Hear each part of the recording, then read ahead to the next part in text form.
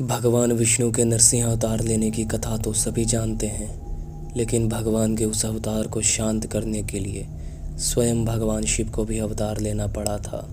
इसके बारे में बहुत कम लोग ही जानते हैं। हालांकि इस कथा का वर्णन विष्णु पुराण में कहीं नहीं मिलता, लेकिन शिव पुराण में इसका वर्णन किया गया है।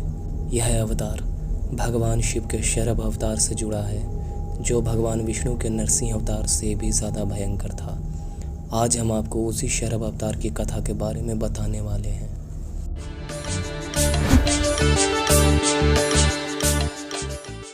जन्म से ही प्रहलाद भगवान विष्णु के परम भक्त थे, लेकिन उनके पिता हिरण्यकश्यप विष्णु को अपना भगवान नहीं मानते थे।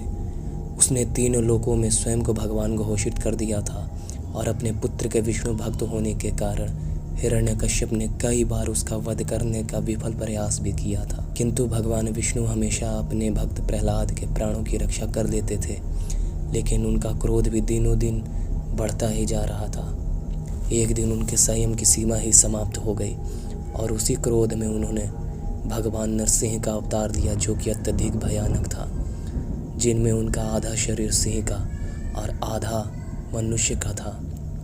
वह दिखने में अत्यधिक भयानक, फुफकार मारते हुए बड़े बड़े नाखूनों से लैस थे। उन्होंने अपने इन्हीं नाखूनों की सहायता से हिरण्यकश्यप का पेट चीर दिया था और उसका वध कर दिया था। विष्णु पुराण के अनुसार तो यह कथा यहीं समाप्त हो जाती है। उसमें लिखा है कि इसके पश्चात प्रहलाद भगवान नरसिंह के क्रोध शांत करते हैं। भगवान नरसिंह भी अपने भक्त प्रहलाद को अत्यधिक स्नेह देते हैं और उन्हें अपने पिता का उत्तराधिकारी घोषित करके वापस श्री हरि में समा जाते हैं। किंतु शिव पुराण में हिरण्यकश्यप के वध के पश्चात एक अन्य प्रसंग लिखा हुआ है, जो कि शिव के शरभ अवतार लेने से जुड़ा है।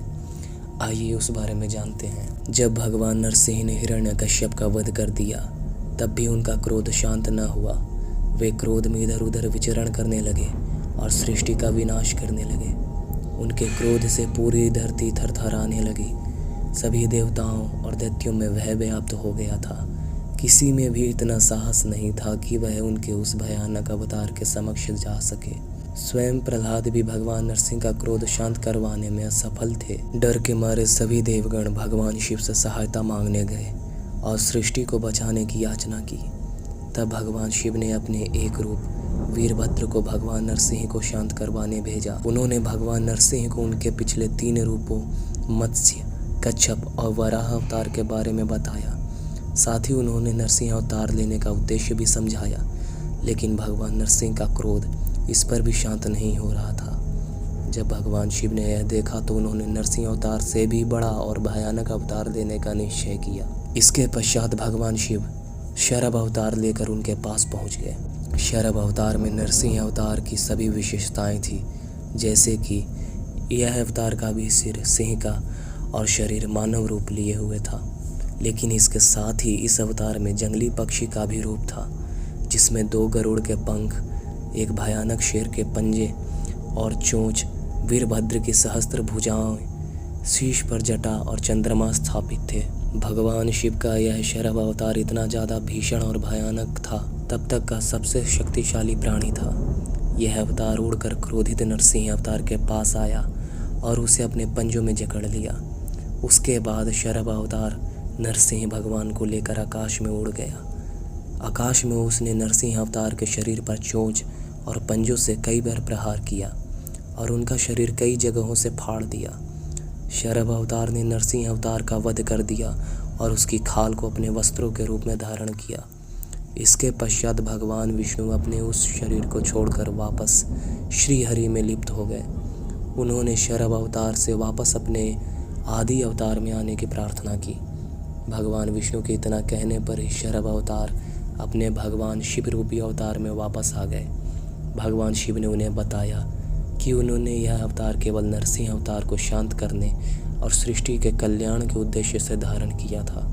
शरभ अवतार लेने की इस कथा से हमें यह शिक्षा भी मिलती है, हम अपने क्रोध को किस प्रकार शांत कर सकते हैं। भगवान विष्णु अपने भक्त प्रहलाद पर दिन प्रतिदिन हो रही यातनाओं से इतने व्यथित थे कि एक दिन उनका क्रोध फूट पड़ा। लेकिन अपना लक्ष्य पूरा करने के पश्चात भी उनका क्रोध शांत नहीं हुआ। इस पर भगवान शिव ने उनसे भी भयंकर और क्रोधित रूप धारण किया, लेकिन अपना लक्ष्य पूर्ण होने के पश्चात वे आसानी से अपने असली रूप में आए। इस प्रकार भगवान शिव ने मानव जाति को यह संदेश दिया कि किस प्रकार हमें क्रोध को स्वयं पर हावी होने देने से बचना चाहिए और किसी भी स्थिति में क्रोध को शांत करना ही सबसे अच्छा उपाय है। कुछ लोग भगवान शिव से इस अवतार को नहीं मानते हैं और उनके अनुसार यह केवल एक मनगढ़ंत कहानी है। यह कथा केवल भगवान विष्णु के नरसिंह अवतार को कमतर बताने और उन्हें नीचा दिखाने के उद्देश्य से कही गई है, ऐसा कुछ बुद्धिजीवियों का कहना है। उनके अनुसार हिरण्यकश्यप का वध करने के पश्चात भगवान नरसिंह का अवतार प्रहलाद के कहने पर स्वयं ही शांत हो जाता है और उनका राज्याभिषेक करके श्रीहरि में समा जाते हैं। हालांकि दोनों ही कथाएं प्रसिद्ध हैं। एक का वर्णन विष्णु पुराण में तो दूसरी कथा का वर्णन शिव पुराण में मिलता है। हमें इस पर वाद विवाद करने की बजाय इनसे मिली शिक्षाओं को ग्रहण करना चाहिए।